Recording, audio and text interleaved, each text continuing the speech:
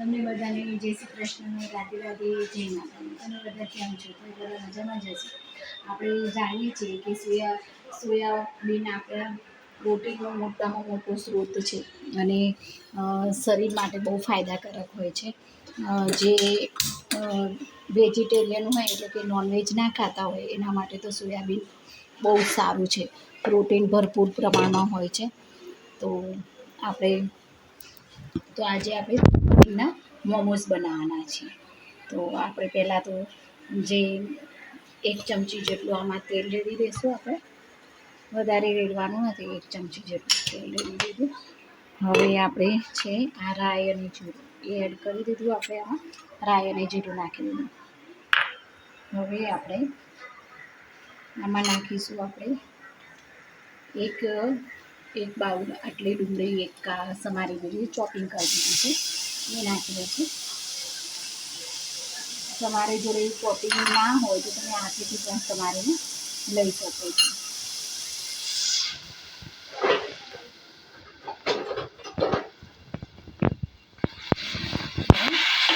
અને થોડી ખતરાવાની હવે એમાં 1 ચમચી જેટલું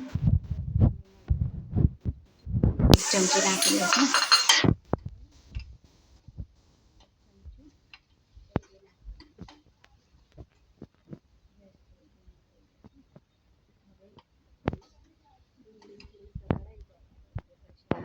આમાં મસાલા કરીશું.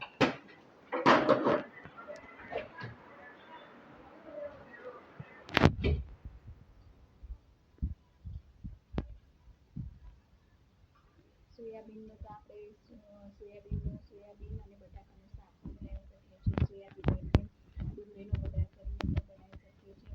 પછી પુલાવમાં પણ આપણે નાખી શકીએ છીએ. પછી ભાતમાં પણ નાખી શકીએ છીએ. સોયાબીન બહુ જ ફાયદાકારક હોય છે. કે દાળને બધાને ચડતા લાગે, સોયાબીનને થોડી વાર પલાળી રાખો અને થોડા નરમ થઈ જાય તો તમને એટલી બધી મહેનત કરવી પડતી નથી અને બહુ સારા છે સોયાબીન. તો હવે આપણે આમાં નાખીશું મસાલા કરી દઈશું આપણે. તો મસાલામાં પહેલાં આપણે શું કરીશું, મીઠું લઈ લઈશું. તો આટલું 5 ચમચી જેટલું મીઠું મેં લઈ લીધું છે. પછી અહીંયા આટલું 5 ચમચી અને આ થોડું મરચું થોડુંક નાખી દીધું. બરાબર, 5 ચમચી જેવું મરચું નાખી દીધું છે. હવે આપણે આમાં નાખી દઈશું આપણે જે મેઇન છે સોયાબીન એ આપણે નાખી દઈશું આમાં. સોયાબીન પણ પાણીમાં પલાળીને 2-3 વાર તમારે ધોઈ નાખવાના. થોડી વાર પલાળીને પછી એને બરોબર નીચોઈને ધોઈ નાખવાના. એવી રીતે 2-3 પાણીએ ધોઈ નાખી થોડી વાર 5-10 મિનિટ પલાળી રાખવાના અને પછી 2-3 પાણીએ એને ધોઈ નાખવાના. અને પછી આને પણ મિક્સરમાં આપણે ક્રશ કરી દીધા છે, એટલે કે એકદમ ઝીણા કરી દીધા છે. આપણે મિક્સર જારમાં નાના નાના ક્રશ કરી દીધા છે. જો આ એકદમ નાના થઈ ગયા છે. જો સરસ મજાનો મસાલો આપણો થઈ ગયો છે. હવે આપણે અહીંયા શું કરીશું, અહીંયા આપણે લઈશું 1 ચમચી જેટલી આપણે શેજવાન ચટણી લઈ લીધી. બરાબર, આ 1 ચમચી લીધી અને આ થોડીક લીધી. બરાબર, હવે આપણે અહીંયા 1 ચમચી જેટલું ટામેટા સોસ લઈ લઈશું. આ 1 ચમચી ટામેટા સોસ લઈએ. બરાબર, આ બધું સરસ રીતે આપણે મિક્સ કરી દઈશું.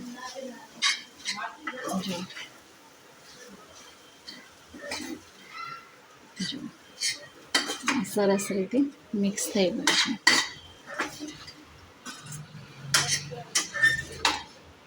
સરસ રીતે મિક્સ થઈ ગયું છે. હવે આને થોડીક વાર માટે આપણે સિજાવા દઈશું. થોડીક વાર માટે આપણું આ મસ્ત મજાનું મિશ્રણ સરસ મજાનું તૈયાર થઈ ગયું છે. આપણે ગેસ બંધ કરી દઈશું અને આપણે હવે લોટ બાંધી દઈશું. જો સરસ મજાનું મિશ્રણ આપણું તૈયાર છે સોયાબીન મોમોઝ. હવે આપણે આ ટામેટા છે, 3 ટામેટા લીધા છે. આ પાણી છે. તો આ મોમોઝની ચટણી બનાવવાની છે, તો 3 ટામેટા લઈ લીધા. પછી આપણે મરચાં લઈ લીધા છે, સૂકા લાલ મરચાં એ 5 લઈ લીધા છે. અને આ લસણની 4 કળી લઈ લીધી છે.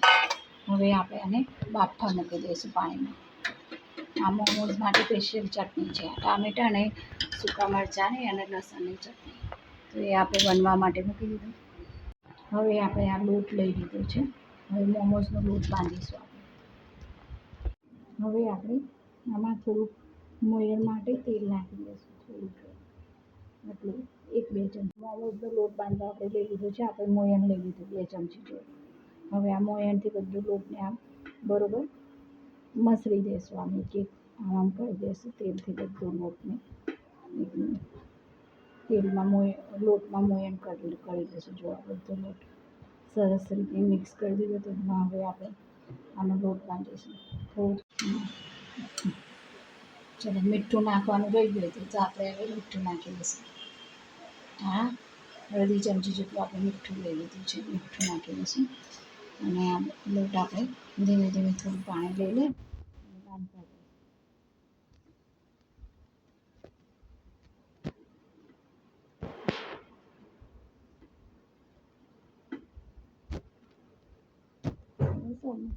હવે આપણે આ લોટ બાંધી દીધો, પણ થોડું તેલ રેડી અને એને કેળવી દઈશું. બરાબર છે, થોડું તેલ રેડી અને એને બરોબર કેળવી દઈશું.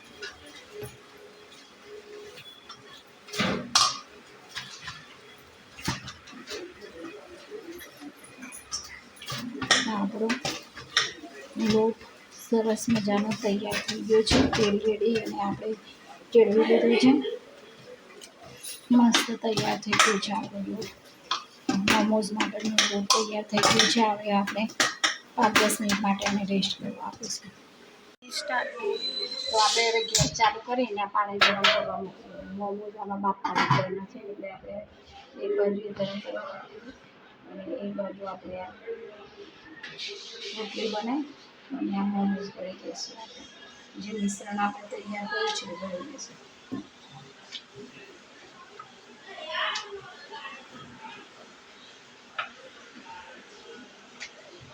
આપણે રોટલી બનાવી છે.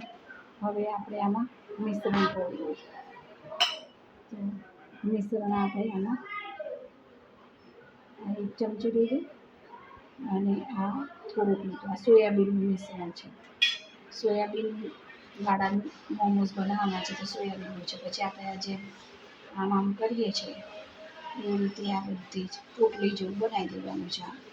જો આ પોટલી બનાવી દીધી. હવે આનો ઉપરનો લોટ છે એ કાઢી દેવાનો, વધારાનો લોટ આમ કરી. તો આપણા આ ટાઈપના આપણા મોમોઝ બધા બનાવી દઈશું. આપણે આ ટાઈપના મોમોઝ.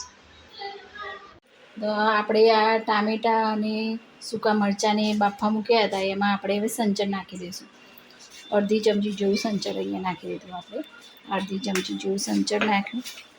હવે આપણે ચાટ મસાલો નાખી દઈશું. તે પણ અડધી ચમચી જેવો ચાટ મસાલો નાખી દઈશું. હવે આપણે મીઠું નાખી દઈશું.